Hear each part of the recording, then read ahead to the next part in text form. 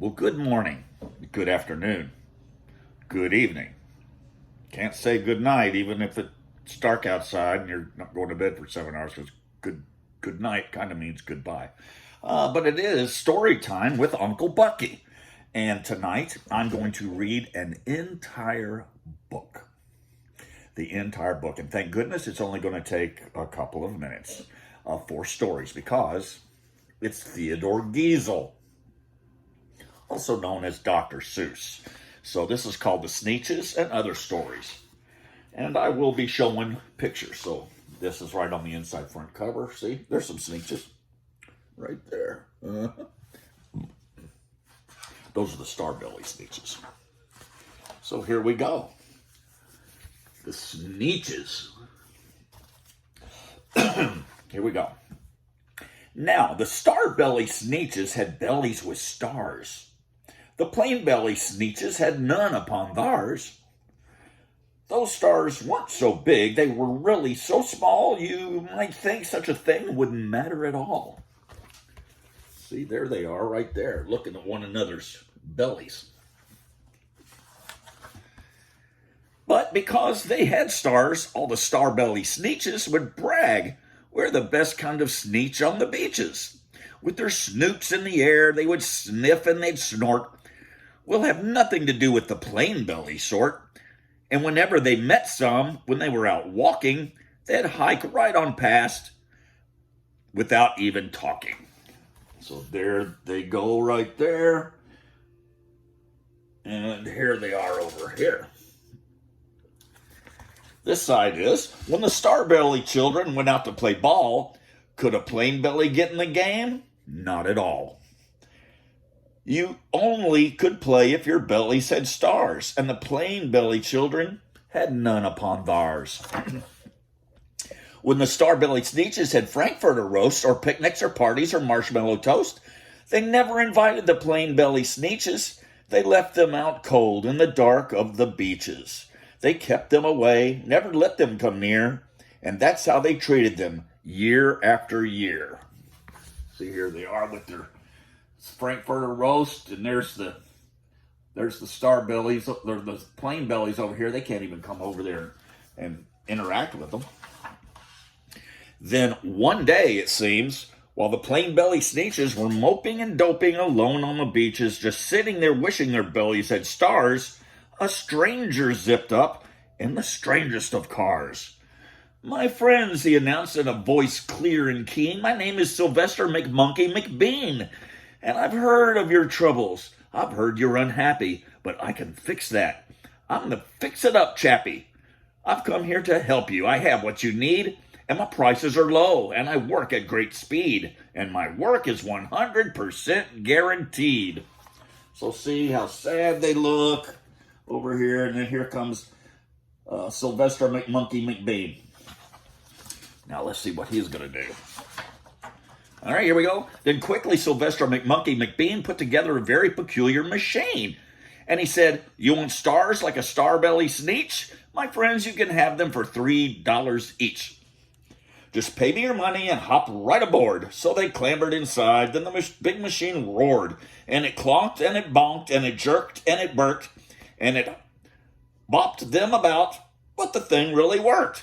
When the plain belly Sneetches popped out, they had stars. They actually did. They had stars upon theirs. See, here it is. There's an action photo right here. In they go, out they come. All right. Let's see what happens next. Then they yelled at the ones who had stars at the start. "We're exactly like you. You can't tell us apart. We're all just the same now, you snooty old smarties. And now we can go to your Frankfurter parties." "Good grief," growled the ones who had the stars at the first. "We're still the best Sneetches, and they are the worst. But now, how in the world will we know?" They all frowned. "If which kind is what, or the other way around?" There they are trying to figure it all out.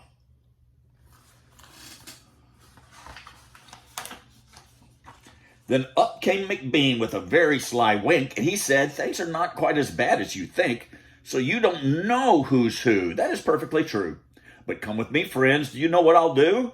I'll make you again the best Sneetches on beaches, and all it will cost you is $10 eaches. See, there he goes to the other side. So that's what he's going to do. Billy stars are no longer in style, said McBean. What you need is a trip through my star off machine. This wondrous contraption will take off your stars, so you won't look like Sneetches who have them on theirs. And that handy machine, working very precisely, removed all the stars from their tummies quite nicely. There's those guys going in, and those guys coming out. Then with snoots in the air, they paraded about, and they opened their beaks, and they let out a shout, and we know who is who. Now there isn't a doubt. The best kind of Sneetches are Sneetches without. Then, of course, those with stars all got frightfully mad. To be wearing a star now was frightfully bad. Then, of course, old Sylvester McMonkey McBean invited them into his star-off machine. Then, of course, from then on, as you probably guess, things really got into a horrible mess. So there they are, going back and forth, trying to figure out who the best Sneetch is. Kind of reminds me of some human beings. All the rest of that day, on those wild screaming beaches, the fix-it-up chappie kept fixing up Sneetches. Off again, on again, in again, out again. Through the machines they raced round and about again. Changing their stars every minute or two, they kept paying money, they kept running through, until neither the plane nor the starbellies knew whether this one was that one, or that one was this one, or which one was what one, and what one was who. See, it's almost just like a figure eight, a Mobius strip. All right. Then, when every last cent of their money was spent, the fix-it-up chappie packed up and he went. And he laughed as he drove in his car up the beach. They never will learn. No, you can't teach a Sneetch. So there he goes. He's got all the money he needs. That's almost like a lot of ads I see on TV. But McBean was quite wrong, I'm quite happy to say, that the Sneetches got really quite smart on that day. The day they decided that Sneetches were Sneetches, and no kind of Sneetch was the best on the beaches, that day all the Sneetches forgot about stars, and whether they had one or not upon theirs. Look, they finally wised up. And that is the end of that story. So let's do the second one. This one is called The Zacks. All right. I wonder what this one's about. We're going to find out. One day, making tracks in the prairie of Prax, came a north-going Zacks and a south-going Zacks. Just make sure you see them. There they come, coming right at each other. Shouldn't be a problem. And it happened that both of them came to a place where they bumped. There they stood, foot to foot, face to face. Look here now, the north-going Zacks said. I say, you were blocking my path. You were right in my way. I'm a north-going Zacks, and I always go north. Get out of my way now and let me go forth. See, there they are. They're already starting to argue. Also, just like some people we know, isn't it? Who's in whose way, snapped the south-going Zacks. I always go south, making south-going tracks, and you're in my way. And I ask you to move and let me go south in my south-going groove. Then the north-going Zacks puffed his chest up with pride. I never, he said, take a step to one side, and I'll prove to you that I won't change my ways if I have to keep standing here 59 days. It's like people trying to get a parking spot, isn't it? And I'll prove to you, yelled the south-going Zacks, that I can stand here in the prairie of Prax for 59 years. For I live by a rule that I learned as a boy back in south-going school. Never budge, that's my rule. Never budge in the least. Not an inch to the west, not an inch to the east. I'll stay here not budging, and I can and I will, if it makes you and me and the whole world stand still. It's called stubborn, what that is. Well, of course, the world didn't stand still. The world grew. In a couple of years, a new highway came through, and they built it right over those two stubborn Zacks and left them there, standing unbudged in their tracks. Progress. And that is the end of that story. All right, now the next one is my favorite poem of all time. It is about a woman who is very, she just feels bad. She has a lot of problems. Actually, she's got 22 problems. There's a number to it. This is called Too Many Daves. Did I ever tell you that Mrs. McCabe had 23 sons and she named them all Dave? Well, she did. And that wasn't a smart thing to do. You see, when she wants one and calls out, "Yoo-hoo! Come into the house, Dave!" she doesn't get one. All 23 Daves of hers come on the run. I don't even know how she can tell them apart. They look like their dad. This makes things quite difficult at the McCabe's, as you can imagine, with so many Daves. And often she wishes that when they were born, she had named one of them Bodkin Van Horn, and one of them Hoos Foos, and one of them Snim, and one of them Hot Shot, and one Sonny Jim, and one of them Shadrach, and one of them Blinky, and one of them Stuffy, and another one Stinky, another one Putt Putt, another one Moon Face, another one Marvin O'Gravel Balloon Face, and one of them Ziggy, and one Soggy Muff, one Buffalo Bill, and one Biffalo Buff, and one of them Sneepy, and one Weepy Weed, one Paris Garters, and one Harris Tweed, and one of them Sir Michael Carmichael Zutt, and one of them Oliver Bolivar Butt, and one of them Zanzibar Buck Buck McFate, but she didn't do it. Now it's too late. But they all came in. She just wanted one of them. Come into the house, Dave. All right, here's the last story in this book. And it's a scary one. It's called, What Was I Scared Of? Are you ready for this one? It's the last one. Then you can turn out the light. Well, I was walking in the night and I saw nothing scary, for I have never been afraid of anything. Not very.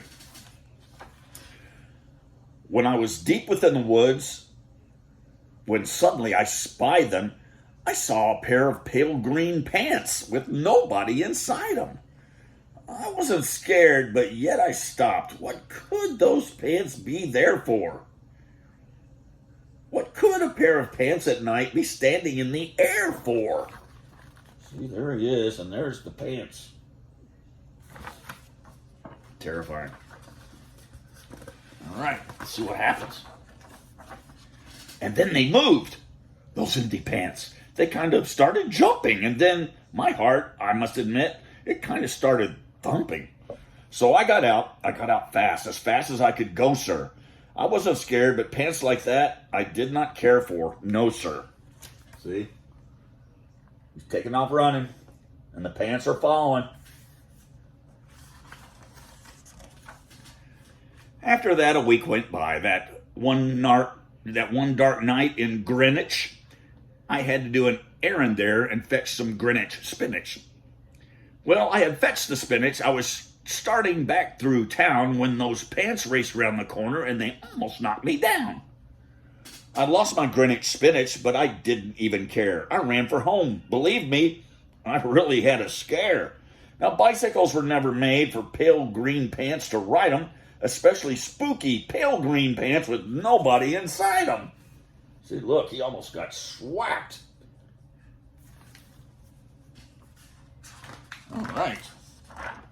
And the next night, I was fishing for doubt trout on Rover River when those pants came rowing toward me. Well, I started in to shiver. And by now, I was so frightened that, I'll tell you, but I hate to, I screamed and rode away and lost my hook and line and bait, too. See, there they out on Rover River. Oh, what will you do? I ran and I found a brickle bush. I hid myself away. I got brickles in my britches, but I stayed there anyway. I stayed all night, the next night too. I'd be there still, no doubt. But I had to do an errand, so the next night I went out. There he is in a brickle bush. Kind of looks like a chicken. All right, let's see what he does. I had to do an errand, had to pick a peck of snide in a dark and gloomy snide field that was almost 9 miles wide. I said, I do not fear those pants with nobody inside 'em. I said and said and said those words. I said 'em, but I lied 'em. Here he is picking. At least he stays busy. A lot of people are afraid of things a lot of times that really don't have to be afraid of. Then I reached inside a snide bush, and the next thing that I knew, I felt my hand touch someone. And I'll bet that you know who. No booty grabbing. That's a rule. And there I was, caught in the snide, in that dreadful place. Those spooky empty pants and I were standing face to face. I yelled for help. I screamed. I shrieked. I howled. I yelled. I cried. Oh, save me from these pale green pants with nobody inside.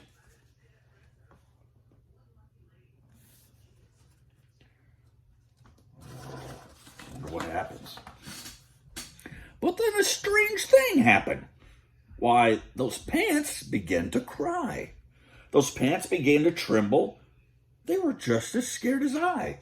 I never heard such whimpering, and I began to see that I was just as strange to them as they were strange to me.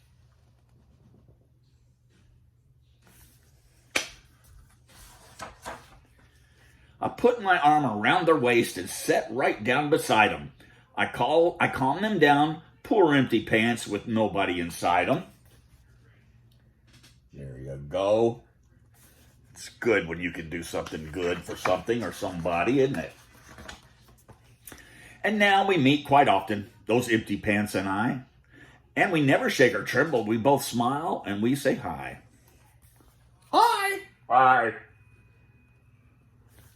The end. All right, that's about it. There's the Sneetches playing their little ball game out there on the beach. And that is our book of the day, The Sneetches and Other Stories by Dr. Seuss. Thank you, everyone. You can go to bed now.